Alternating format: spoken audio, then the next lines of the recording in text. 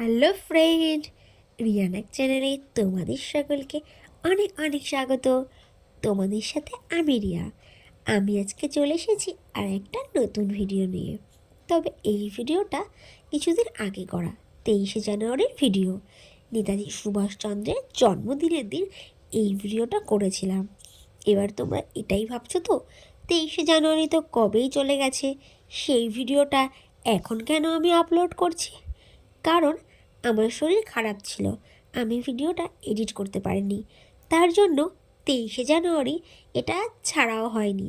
আর তাছাড়া তোমরা তো জানোই যে আমি দোকানে কাজ করি, যার কারণে আমার হাতে সময় খুব কমই থাকে বলতে পারো। দোকানে কাজে যাওয়া, বাড়ি এসে আবার স্নান খাওয়া দাওয়া করে ঘরের টুকিটাকি কাজ সেরে আবার দোকানে যাওয়া। ঘরে সেরকম কাজ না করলেও টুকিটাকি তো করতেই হয় বলো। তো আমার হাতে একদমই সময় থাকে না। তো তার ফাঁকে ফাঁকে আমি যতটুকুনি পারি ভিডিও করার চেষ্টা করি। এই কথাগুলো তো আমি তোমাদের আগেও বলেছি। তোমাদের আর একটা কথা বলে রাখি, আমার খুব ঠান্ডা লাগার কারণে গলার ভয়েসটা ঠিক করে বেরোচ্ছে না। তোমরা তো সেটা বুঝতেই পারছো যে আমার ভয়েসটা ঠিকভাবে আসছে না। তো তোমরা কিছু মনে করো না, ভুল ত্রুটি হলে আমাকে মাফ করে দিও। আমি দোকান থেকে বেরিয়ে এসে এই ভিডিওটা করেছিলাম, দোকানে কাজেই গিয়েছিলাম। তারপরে দেখলাম সবাই রাস্তার সামনে যাচ্ছে বর্ণাঢ্য শোভাযাত্রা দেখতে। 23শে জানুয়ারির দিন আমাদের এখানে খুব সুন্দরভাবে এই শোভাযাত্রাটা বের হয়। এই শোভাযাত্রা দেখার জন্য আমিও দোকান থেকে বেরিয়ে রাস্তায় হাজির হলাম। প্রায় 35টি স্কুল 23শে জানুয়ারির দিন এই বর্ণাঢ্য শোভাযাত্রায় অংশগ্রহণ করে থাকে। দেখো এই বাচ্চাগুলো কত সুন্দরভাবে ঢাকার বাঁশি বাজাচ্ছে।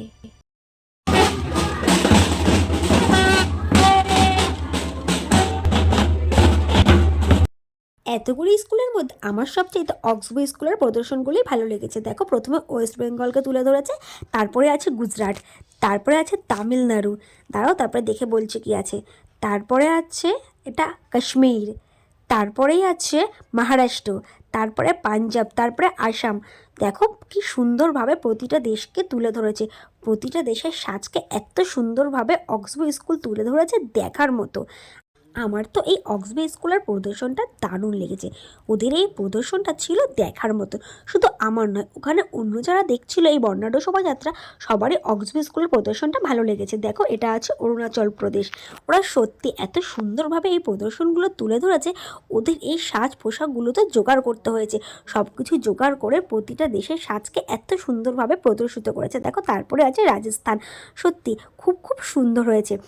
তবে এই বর্ণাঢ্য শোভাযাত্রায় আর যেসব অন্যান্য স্কুলরা অংশগ্রহণ করেছিল, তারা যে একেবারেই খারাপ প্রদর্শন করেছে এমনটা নয়, তারাও যথেষ্ট ভালো প্রদর্শন করেছে। এবার তার ভেতরে তো ব্যতিক্রম থাকবেই, তাই না? তার ভেতরে অক্সবি স্কুলেরটা ভালো হয়েছে, সেটা তোমাদের তো আগেই আমি বলেছি। অন্যান্য স্কুলগুলোরও প্রদর্শনগুলো একেবারে খারাপ হয়নি, মোটামুটি ভালোই হয়েছে। অবশ্য তোমরা তো সেটা ভিডিওর মাধ্যমে দেখতেই পাচ্ছ। তোমাদের তো আমি ভিডিওর মাধ্যমে সবটাই তুলে ধরেছি। আমাদের এখানে প্রত্যেক বছরই 23শে জানুয়ারির দিন এই শোভাযাত্রাটা বের হয়। নেতাজি সুভাষচন্দ্রের জন্মদিনের দিন এই শোভাযাত্রাটা বের করা হয়। আর প্রত্যেক বছরই আমি দোকানে কাজে যাই, আর দোকান থেকে বেরিয়ে এই শোভাযাত্রা দেখতে আসি। শুধু আমি একা দেখতে আসি এমনটা নয়, আমার আশেপাশের দোকানের প্রতিটা মানুষই আসে এই শোভাযাত্রা দেখার জন্য। রাস্তার মোড়ে এসে আমরা সবাই দাঁড়িয়ে পড়ি এই শোভাযাত্রা দেখব বলে। আমি তো দোকান ফাঁকা রেখেই বেরিয়ে গিয়েছিলাম। শুধু আমি নয়, আমার পাশের দোকানে সুস্মিতা কাজ করে, আমার বান্ধবী, ও আমার সাথে গিয়েছিল। তাছাড়া আশেপাশে আরও যত দোকান ছিল সবাই দেখি বেরিয়ে রাস্তার সামনে হাজির হয়েছে। আসলে কি বলো তো, 35টা স্কুল বলে কথা, কত বড় শোভাযাত্রা হয় সে তো বুঝতেই পারছো।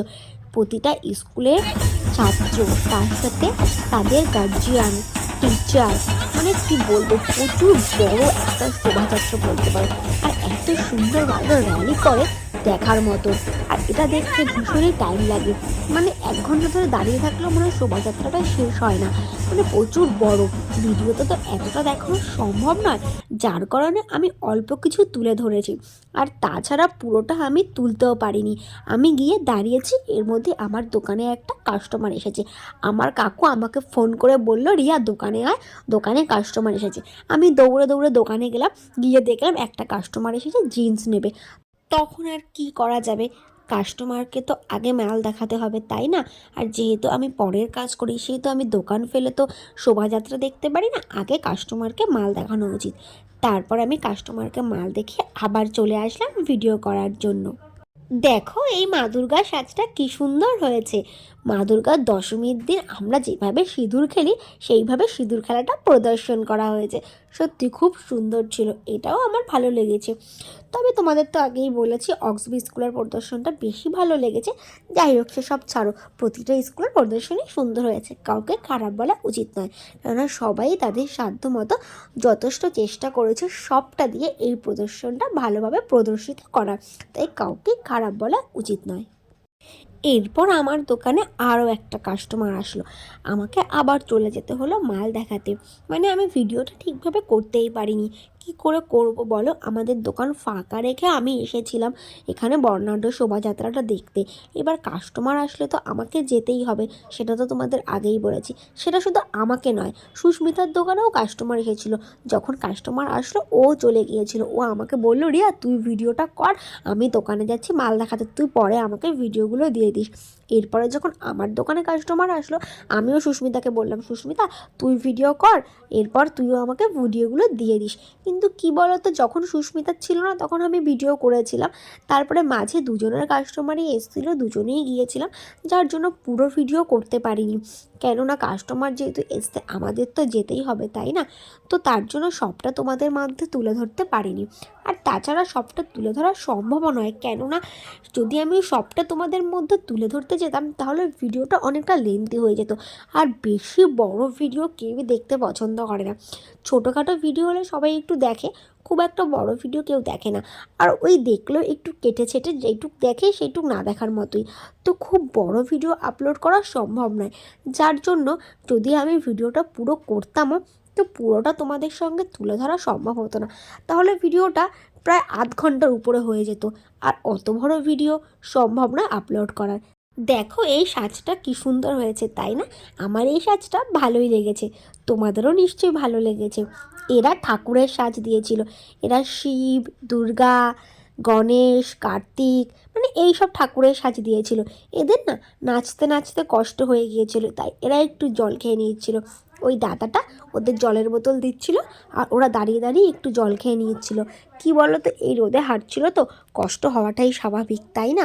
তবে যাই হোক, তোমাদের তো আগেই বলেছি যে প্রতিটা স্কুল খুব খুব সুন্দর করেছে।